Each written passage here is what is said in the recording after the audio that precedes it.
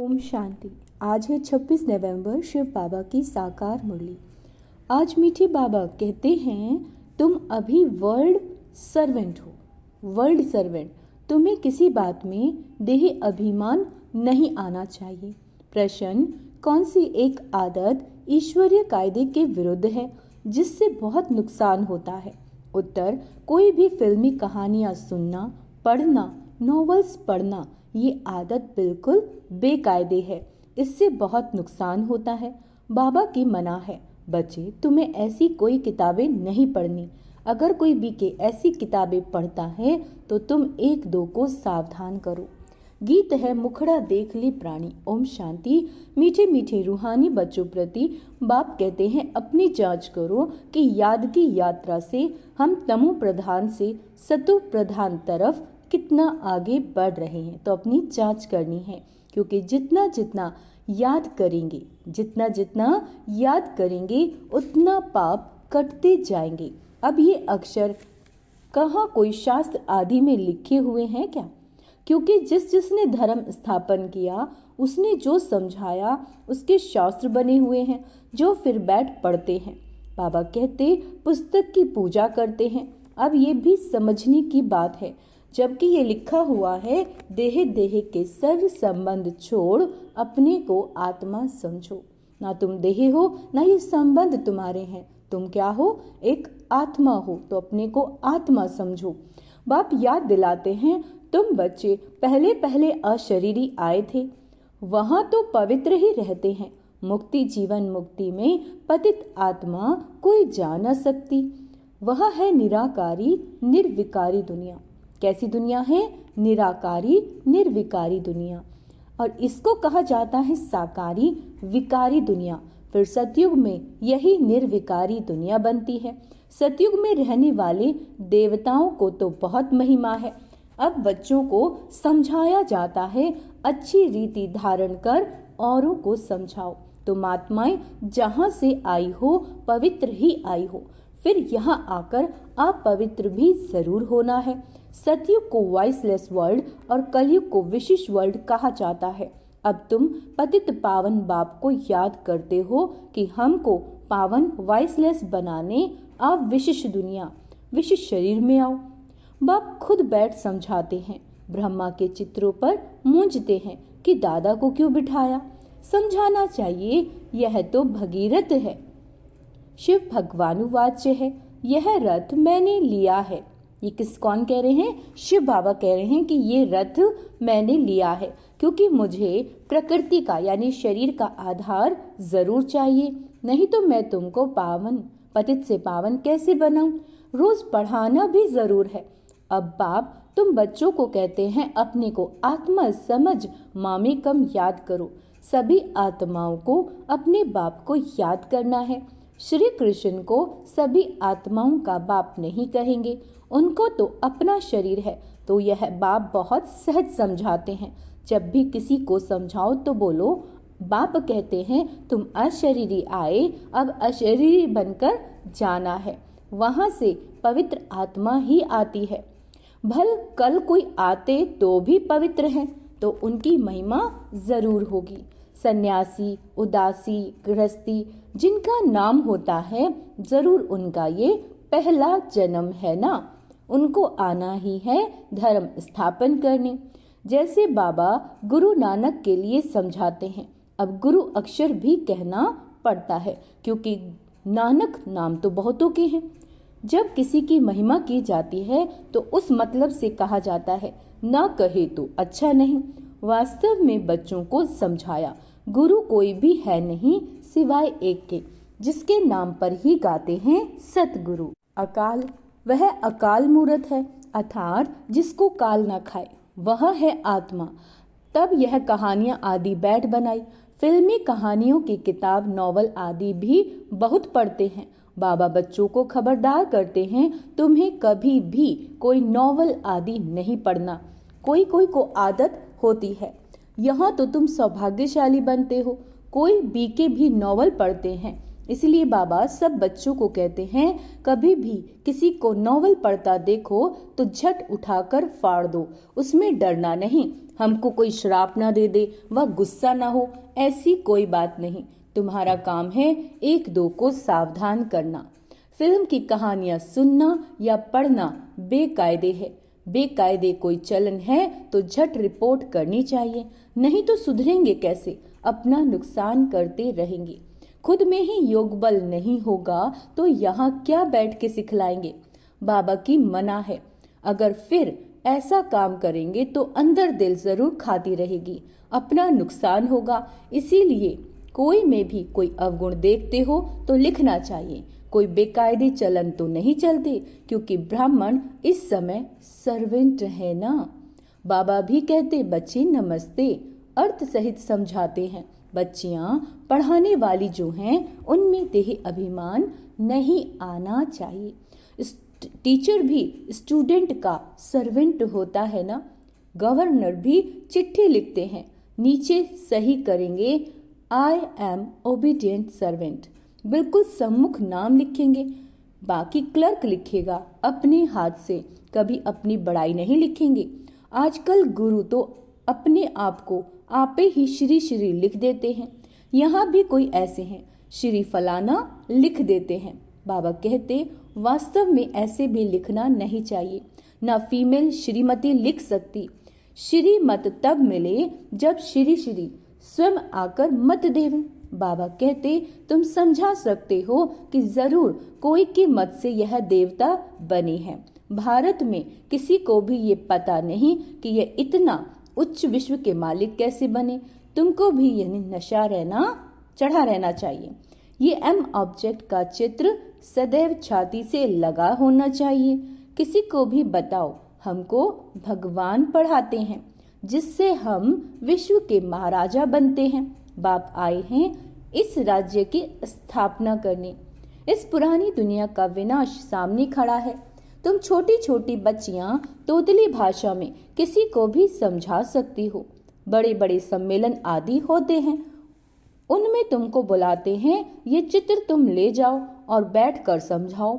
भारत में फिर से इन्हों का राज्य स्थापन हो रहा है। कहाँ भी भरी सभा में तुम समझा सकते हो। सारा दिन सर्विस का नशा रहना चाहिए। भारत में इनका राज्य स्थापन हो रहा है। बाबा हमको राजयोग सिखला रहे हैं। शिव भगवान वाच्य, हे बच्चों, तुम अपने को आत्मा समझ मुझे याद करो तो तुम ये बन जाएंगे। 21 पीढ़ी के लिए दैवी गुण भी धारण करने हैं। अभी तो सबके असुरी गुण हैं। श्रेष्ठ बनाने वाला तो एक ही श्री श्री शिव बाबा है। वही ऊंचे ते उच्च बाबा हमको पढ़ाते हैं। शिव भगवान वाच्य, मन मनाभव। भगीरथ तो मशहूर है। भगीरथ को ही ब्रह्मा कहा जाता है, जिसको महावीर भी कहते हैं। यहाँ दिलवाड़ा मंदिर में बैठे हुए हैं। जैनी आदि जो मंदिर बनाने वाले हैं वो कोई भी जानते थोड़ी हैं। तुम छोटी छोटी बच्चियां कोई से भी विजिट ले सकती हो। अभी तुम बहुत श्रेष्ठ बन रही हो। ये भारत की एम ऑब्जेक्ट है ना। कितना नशा चढ़ना चाहिए। यहाँ बाबा कितनी अच्छी रीति नशा चढ़ाते हैं। सब कहते हैं हम तो लक्ष्मी नारायण बनेंगे। राम सीता बनने के लिए कोई भी हाथ नहीं उठाते। बाबा कहते अभी तो तुम हो अहिंसक। कैसे हो? अहिंसक क्षत्रिय। तुम अहिंसक क्षत्रियों को कोई भी नहीं जानते, यह तुम अभी समझते हो। गीता में भी अक्षर है मन मनाभव, अपने को आत्मा समझो।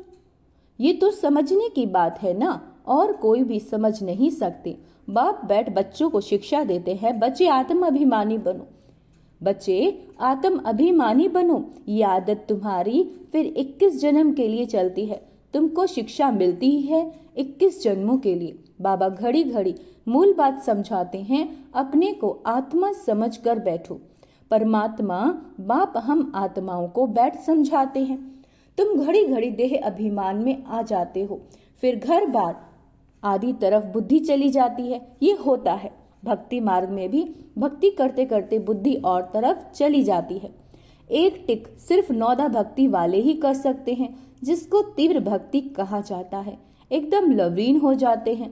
तुम जैसे याद में बैठते हो तो कोई समय एकदम अशरीरी बन जाते हो। जो अच्छे बच्चे होंगे वही ऐसी अवस्था में बैठेंगे।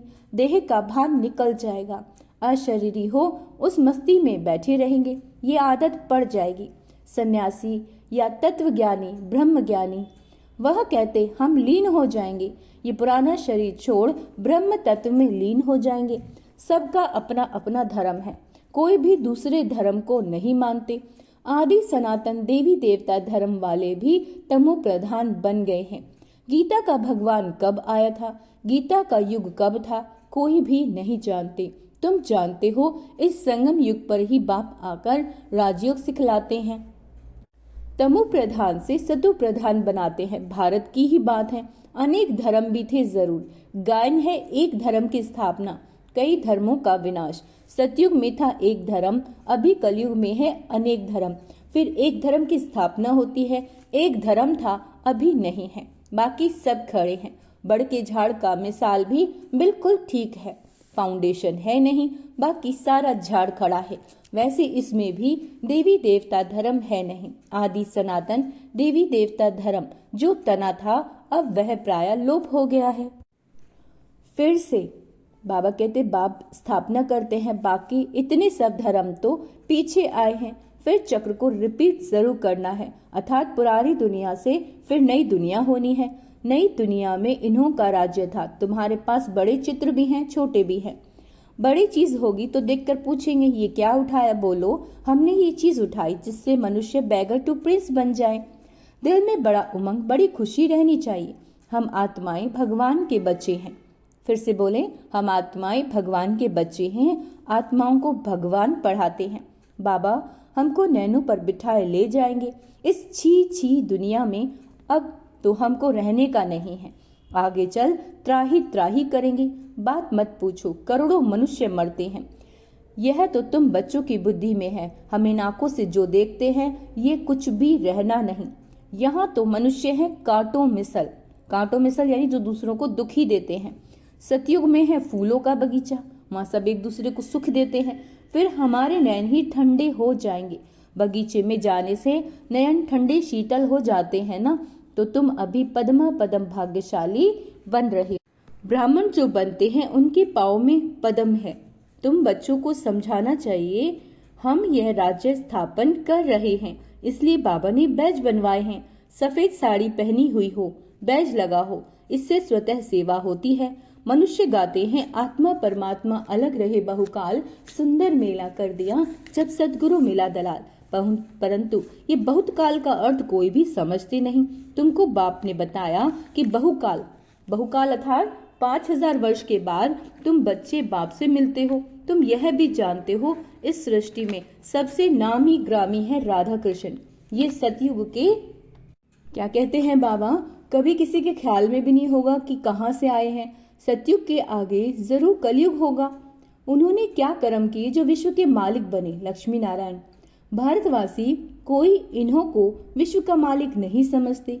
इनका जब राज्य था तो भारत में और कोई धर्म था नहीं। अभी तुम बच्चे जानते हो बाप हमको राजयोग सिखा रहे हैं। हमारी ऑब्जेक्ट ये है। बल मंदिरों में इन्हों के चित्र आदि हैं, परंतु ये थोड़े ही समझते हैं कि इस समय ये स्थापना हो रही है। तुम्हारे में भी नंबरवार समझते हैं, कोई तो बिल्कुल ही भूल जाते हैं। चलन ऐसी होती, बाबा कहते चलन ऐसी होती है जैसे पहले थी। यह समझते तो बहुत अच्छा है। यहाँ से बाहर निकले खल्लास, सर्विस का शौक रहना चाहिए। सबको ये पैगाम देने की युक्ति रचें, मेहनत करनी है, नशे से बताना चाहिए। शिव बाबा कहते हैं मुझे याद करो तो पाप मिट जाएंगे। हम एक शिव बाबा के सिवाय और किसी को याद नहीं करते। अच्छा, मीठे मीठे सिक्के लदे बच्चों प्रति माता पिता बाप दादा का याद प्यार और गुड मॉर्निंग। रूहानी बाप के रूहानी बच्चों को नमस्ते। हम रूहानी बच्चों की रूहानी माता पिता बाप दादा को याद प्यार गुड मॉर्निंग नमस्ते मीठे बाबा, शुक्रिया बाबा, शुक्रिया। धारणा के लिए मुख्य सार क्या है आज? ऑब्जेक्ट का चित्र सदा साथ रखना है कि हमें क्या बनना है, लक्ष्मी नारायण जैसा। नशा रहे कि अभी हम श्रीमत पर विश्व के मालिक बन रहे हैं। हम ऐसे फूलों के बगीचे में जाते हैं जहां हमारे नयन ही शीतल हो जाएंगे। सर्विस का बहुत बहुत शौक रखना है। बड़े दिल व उमंग से बड़े बड़े चित्रों पर सर्विस करनी है। बैगर टू प्रिंस बनना है। वरदान है कर्मों की गति को जान, गति सदगति का फैसला करने वाले मास्टर दुख हरता सुख करता भव। फिर से सुनेंगे। कर्मों की गति को जान, गति सदगति का फैसला करने वाले मास्टर दुख हरता सुख करता भव। अभी तक अपने जीवन की कहानी देखने और सुनाने में बिजी नहीं रहो। अपने जीवन की कहानी सुनाने में और देखने में बिजी नहीं रहो, बल्कि हर एक के कर्मों की गति को जान, गति सदगति देने का फैसला करो। ठीक है, हर एक को कर्मों को गति को जान, गति सदगति देने का फैसला करो। मास्टर दुख हरता, दुख हरने वाले और सुख करता का पाठ बजाओ। लोगों के दुख हरने वाला और सुख देने का पाठ बजाओ। अपनी रचना के दुख अशांति की समस्याओं को समाप्त करो। आपकी जो रचना है उनके दुख और अशांति की समस्याओं को समाप्त करो। उन्हें महादान और वरदान दो। खुद सुविधाएं ना लो, अब तो दाता बनकर दो। यदि सैल्वेशन के आधार पर स्वयं की उन्नति व सेवा में अल्पकाल के लिए सफलता प्राप्त हो भी जाए, है ना, तो भी आज महान होंगे, कल महानता की प्यासी आत्मा बन जाएंगे। इसीलिए बाबा कहते हैं सबको सुख देना है। स्लोगन, अनुभूति ना होना। अगर हमें किसी बात की अनुभूति नहीं हो रही है तो युद्ध की स्टेज है, योगी बनो योद्धे नहीं। अव्यक्त इशारे अशरीरी विदेही स्थिति का अभ्यास बढ़ाओ। जैसे ब्रह्मा बाप अव्यक्त बन विदेही स्थिति द्वारा कर्मातीत बने। अव्यक्त बन फरिश्ते बने और विदेही स्थिति देह के सब बंधों को छोड़ा और कर्मातीत बने। कर्मातीत यानी हर कर्म के बंधन से मुक्त बने। तो अव्यक्त ब्रह्मा की विशेष पालना के पात्र हो, इसीलिए अव्यक्त पालना का रिस्पॉन्ड विदेही बन कर दो। सेवा और स्थिति का बैलेंस रखो। क्या कहा बाबा ने? सेवा और स्थिति का, अपने मन की स्थिति का।